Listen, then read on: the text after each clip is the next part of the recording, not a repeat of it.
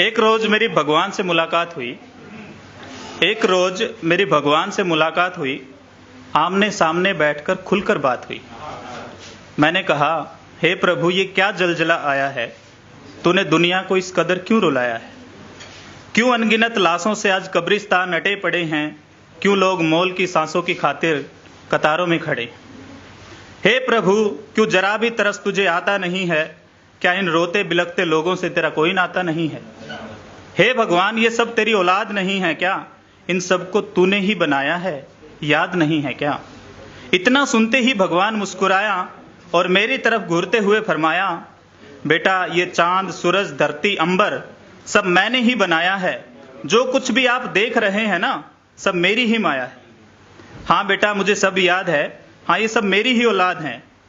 लेकिन तुम ये बताओ, जिनको तुम चटकारे ले लेकर खाते हो, जीभ के स्वाद के लिए जिनको तड़फाते हो, मछली, सूअर, मुर्गा इत्यादि भी तो मेरी ही संतान हैं। मेरे लिए तो सबके सब जीव जंतु एक समान हैं। कमाल है, आज मामूली सी ऑक्सीजन की कमी से ही घबरा गए, हाथ जोड़कर रोते गिड़गिड़ाते मेरे पास आ गए। पता है तुम्हें, जब तुम पानी से मछली को बाहर निकालते हो, उस बेजुबान के मुंह में नुकीला सा कांटा डालते हो, अंदाजा है आपको उस वक्त उस मछली को कितना दर्द होता होगा? आपकी वजह से उसका दिल कितना रोता होगा? पानी से निकलते ही वो भी तो ऑक्सीजन के लिए लड़ती है। तुम्हारे चंगुल से बचने को बेचारी वो खूब कोशिश करती है। और शराब के नशे में तो तुम सब कुछ भूल जाते हो, अपनी ही बहन बेटी को हवस का शिकार बनाते हो। तुमने तो मेरी बनाई कुदरत के साथ भी खूब छेड़खानी की, बोली लगानी शुरू कर दी धरती आकाश और पानी की।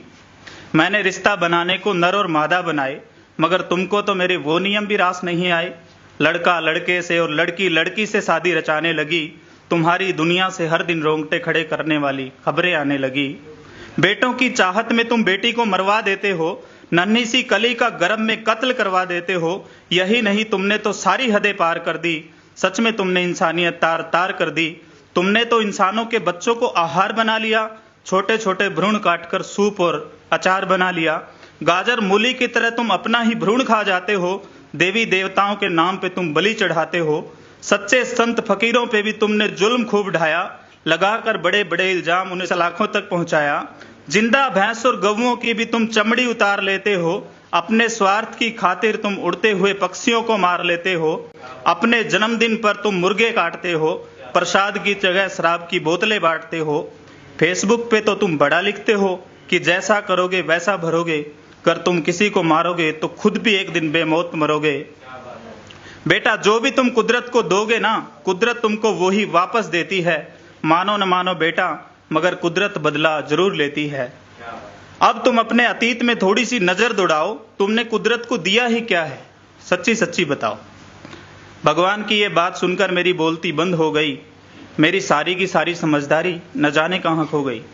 मैंने हिम्मत सी करके अपना मुंह खोला और कांपते कांपते भगवान से बोला, हे भगवान, मैं मानता हूँ हमने आपको खूब जख्म दिए हैं जो कभी माफ नहीं हो सकते, ऐसे गुनाह किए हैं। लेकिन आप तो बख्शनहार हैं, बख्श दीजिए, हम गुनहगार हैं। हमसे ये जलजला सहा नहीं जाएगा, मर जाएंगे, जिंदा रहा नहीं जाएगा।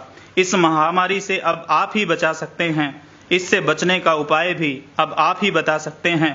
भगवान बोला, तुम सच्चे दिल से पश्चाताप करो, अपने अंतर्मन को तुम अच्छे से साफ करो, खुद भूखा रहकर औरों का पेट भरो, मौत याद रखो, कुदरत से डरो, किसी को दर्द में देखकर मुस्कुराया ना करो, दिल किसी का भी तुम कभी दुखाया ना करो, दिल किसी का भी तुम कभी दुखाया ना करो। शुक्रिया।